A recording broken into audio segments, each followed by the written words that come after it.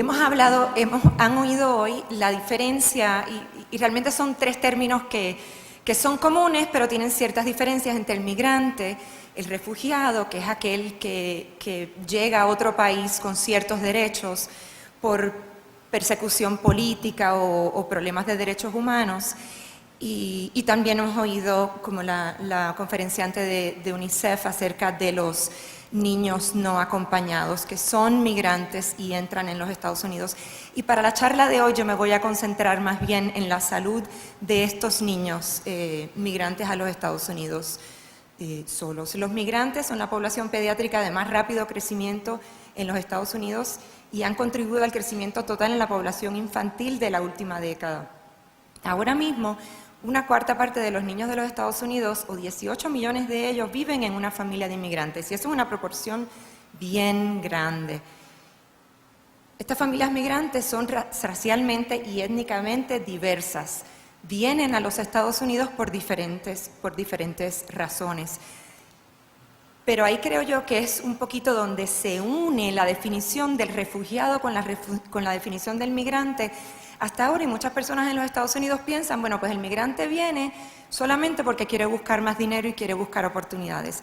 Y como todos los conferenciantes que han hablado esta mañana reiteran, el migrante, como dijo el doctor, el niño migrante no migra, huye. Viene también por problemas de derechos humanos. Y por tanto, yo creo que nosotros como pediatras no podemos, debemos desempeñar un papel especial en proveerle y apoyar la salud del bienestar de estos niños en los Estados Unidos, conociendo sus retos, entendiendo sus fortalezas, identificando qué de las intervenciones que tenemos a nuestra disponibilidad, cuáles podemos llevar a cabo. Es nuestro deber. Muchas de mis diapositivas ya las han visto en las charlas anteriores. Esto es lo que vemos en los Estados Unidos, que los niños cruzando la frontera solos, el número siempre los ha habido, pero el número, lo que hemos visto en los últimos años, ha aumentado dramáticamente si comparan el 2008 con lo que hemos visto del 2012 hasta hoy en día. Y en las barras de colores ven que este aumento en su mayoría son en niños que vienen de El Salvador, Guatemala, Honduras y de otros países. Si comparamos lo que veíamos antes del 2009 a lo que estamos viendo ahora, vemos un aumento bien importante en niñas.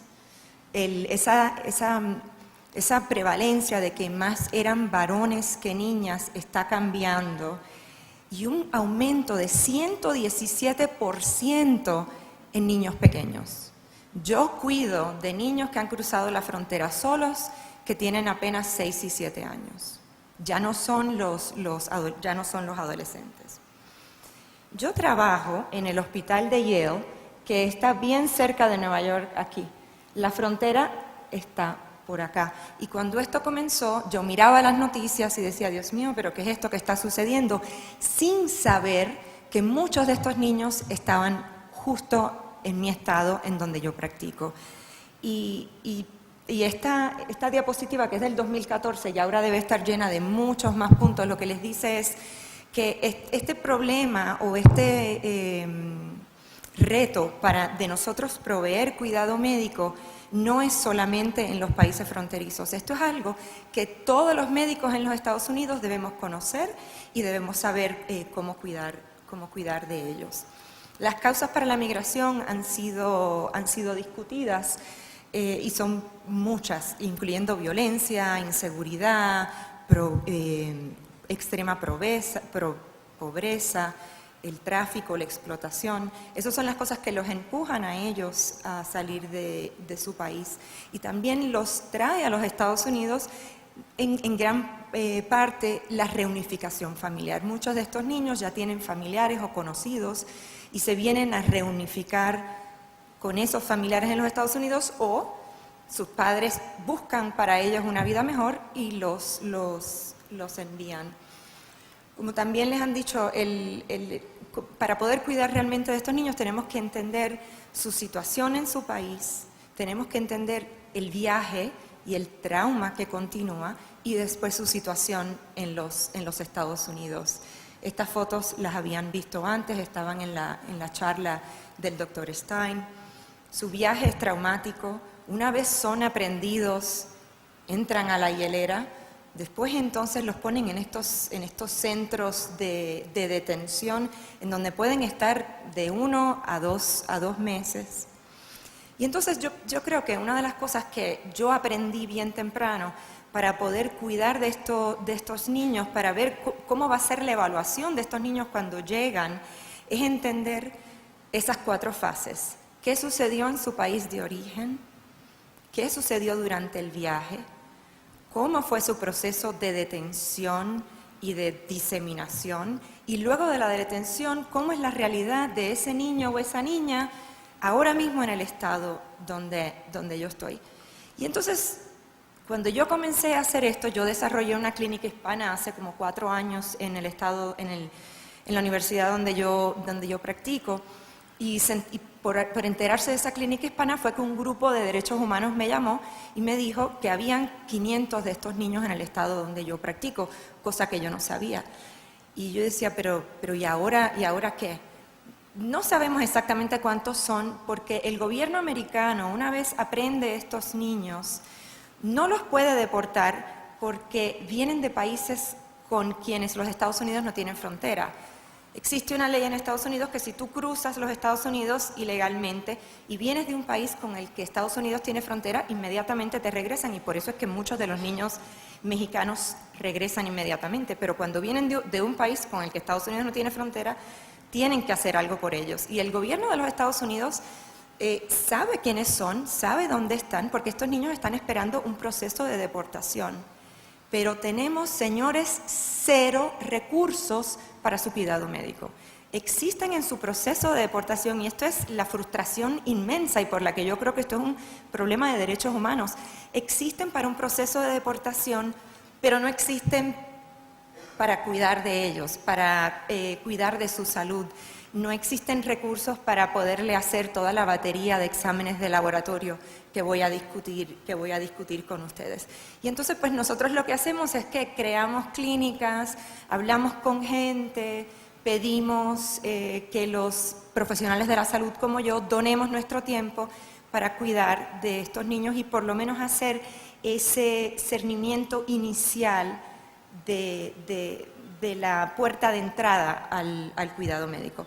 La Academia Americana de Pediatría tiene un consejo pediátrico comunitario que tiene un toolkit, y de ahí puse en la página web, que es un recurso muy grande, lo utilizo yo todo el tiempo, y que nos ayuda a servir de guía de qué podemos hacer. Tiene información práctica, recursos para los pediatras, de cuáles son los temas que debemos abordar, y es más bien como una guía. Muchas de estas cosas de las que voy a discutir con ustedes yo le llamo cookbook, son como una receta de cocina, donde te dice, bueno, pues dependiendo de esto y esto, estos son los laboratorios que deben hacer, estas son las cosas que deben hacer con el niño, y esa es la parte fácil.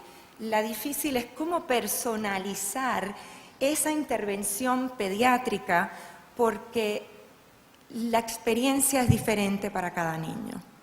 Y creo yo que eso es uno de los retos mayores. El acceso a la atención de salud en los Estados Unidos de los niños migrantes es pobre. Los hijos de inmigrantes tienen el doble de probabilidad de no tener seguro médico, y en los Estados Unidos, si no eres ciudadano americano y no tienes seguro médico, igual a no cuidado médico. Los niños migrantes son menos propensos a tener una fuente habitual de atención médica y de obtener atención especializada cuando sea necesario. Y una proporción grande de los niños migrantes no han recibido las pruebas adecuadas de cernimiento ni vacunas en su país de origen. Otra cosa que es para mí un poquito retante y frustrante es que cuando los niños son aprendidos en la frontera y los llevan a estos centros de detención, en esos centros de detención se les proveen vacunas y se hacen ciertas pruebas de cernimiento, las hace el gobierno americano. Pero entonces cuando ese niño, como dijo el Dr. Stein, se monta en el autobús y va desde la frontera hasta donde yo estoy, a mí me tomó como 5 horas y media en avión. Imagínense ustedes lo que tomará en autobús llegar desde la frontera hasta allá, hasta Nueva York. Esos récords médicos no son existentes. Y entonces me llega el niño a mí, igual que le puede llegar a pediatras en todas partes de los Estados Unidos, y yo no tengo ni la menor idea de qué vacuna le dieron y de para qué laboratorio, si le hicieron la prueba de tuberculosis, no le hicieron la prueba de tuberculosis. Tenemos una falta crasa de centros de bases de datos electrónicos, donde todos estos niños y la información de cualquier cuidado médico que se le haya proveído esté al alcance de los médicos que entonces, como yo, cuidamos de ellos cuando estos niños se mudan. Mi compañera habló mucho del estrés, del punto de salud mental, y no voy a hablar de eso en detalle, más que decirle que obviamente, como han oído y se pueden imaginar, hay un estrés tóxico, no solo por parte de la separación familiar de su país, sino por todo lo que los niños enfrentan al llegar. Y entonces, entrando un poquito en lo que realmente es mi tema, ¿qué exámenes se recomiendan para estos niños? La cita, como lo hacemos nosotros, es una cita de 1 hora o 2 horas, y yo no sé aquí en México, pero en Estados Unidos las citas pediátricas ya son de 10 minutos. 10, 15 minutos viene, hacemos todo lo que hay que hacer, le damos el librito de Richard and Reed y en 15 minutos se acabó la cosa. Con los niños inmigrantes solos, yo me tomo 1 hora, a veces esas citas han sido tan largas hasta como 2 días, y las rompo en 2 días. Vienen primero un día antes a hacer toda su prueba de laboratorio y regresan a donde mí al otro día, cosa de que entonces ya yo sé quién tiene anemia, quién no tiene anemia, y algunas de esos resultados de laboratorios importantes los tengo a mi mano. Pero a rasgos grandes son citas bastante largas. Hablamos de inmigración, de dónde vienen, hablamos si tienen información acerca de su historia prenatal, nutricional, hablamos de exposición del medio ambiente, como por ejemplo el plomo, que es algo que vemos comúnmente. Si han recibido algún tratamiento, la mayor parte de ellos no recuerdan o dicen, sí, me dieron una medicina, pero no se recuerdan el nombre. Para las niñas hablamos de menarquía, de su salud reproductiva, historial familiar, historial social, una idea de si estaban en colegio en su país natal o no. 2 cosas son, creo yo, las que son en esta visita más fáciles para mí en los Estados Unidos. El niño migrante tiene derecho a educación, y una de las cosas que yo hago es averiguar la edad que tienen, que a veces no es fácil porque los niños no recuerdan su fecha de nacimiento, y enrolarlos en el colegio.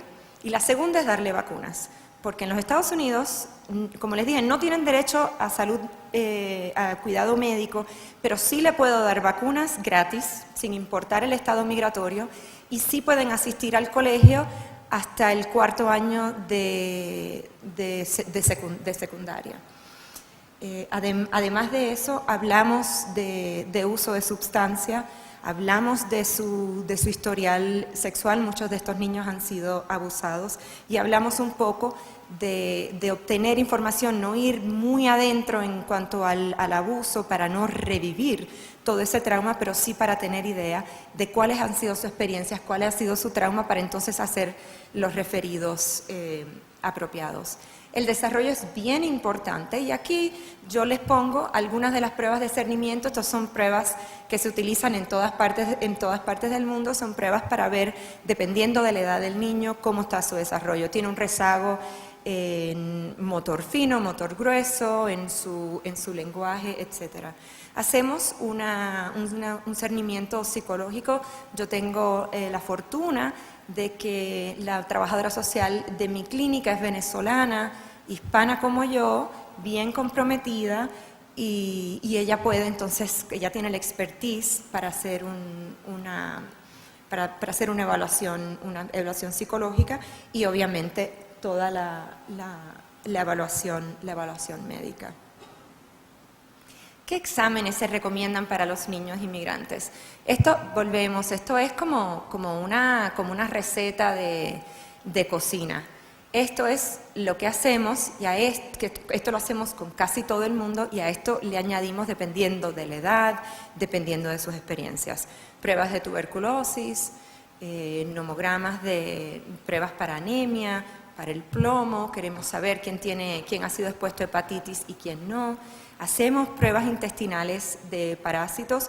Algunas veces estos niños ya han recibido tratamiento antiparasítico en los centros de detención. Se hacen pruebas para el virus de VIH y algunas pruebas de sífilis congénito, que en los Estados Unidos son pruebas que se hacen en todos los niños al nacer. Y entonces, estas son como las opcionales, dependiendo del factor de riesgo, si es niña, si hay algún tipo de riesgo o de preocupación de que la niña esté embarazada, se hacen pruebas de embarazo, se hacen pruebas para enfermedades transmisibles sexuales, se pueden hacer pruebas, algunas de las que se hacen en los Estados Unidos al nacer, como la prueba del G6PD, dependiendo de dónde vengan, pruebas de malaria y tratamiento para aquello. Los pediatras deben utilizar estas pruebas de discernimiento disponibles y los protocolos de diagnóstico para la evaluación de los niños nacidos en el extranjero para enfermedades infecciosas y otras condiciones médicas. Si van al colegio, hay ciertos requisitos en los Estados Unidos que para entrar al colegio tienes que tener una prueba de tuberculina negativa, etcétera. O sea que muchas de estas pruebas dependen pues, de la edad del niño. Y bien importante que la evaluación médica completa incluya ciertas preguntas, no solamente acerca de la realidad del niño ahora, sino tener una idea de cuál fue su trayecto y esos cuatro puntos importantes de los que le hablé. El cuidado físico del niño, ese es el fácil. El cuidado psicológico de estos niños, ese es el difícil. Para aquellos niños que vienen con enfermedades congénitas, nos vienen niños que obviamente tienen malformaciones, que han tenido diabetes que no han sido tratadas, etcétera, forman otro problema, porque entonces luego, ¿qué? Si hay que referirlo a un endocrinólogo, si hay que referirlo a un ortopeda, pues realmente yo lo que tengo que hacer es llamar a amistades y pedir favores para que los puedan ver, en lo que conseguimos fondos privados o algunos fondos estatales para poder continuar su cuidado médico. Estas son algunas enfermedades infecciosas en niños inmigrantes, es una lista inmensa, ustedes la pueden leer, algunas de ellas hemos hablado y depende de los factores de riesgo, entonces se hacen pruebas. Los problemas nutricionales son bien importantes porque la malnutrición y el retraso del crecimiento son bastante prevalentes, al igual que el sobrepeso. Veo mucha deficiencia de vitamina C y de otros minerales, o sea que es muy común que en niños que vienen sobre todo de países del Medio Oriente suplementamos con vitamina C. Hablé del plomo, que es la toxina más común entre los niños migrantes a las que vemos.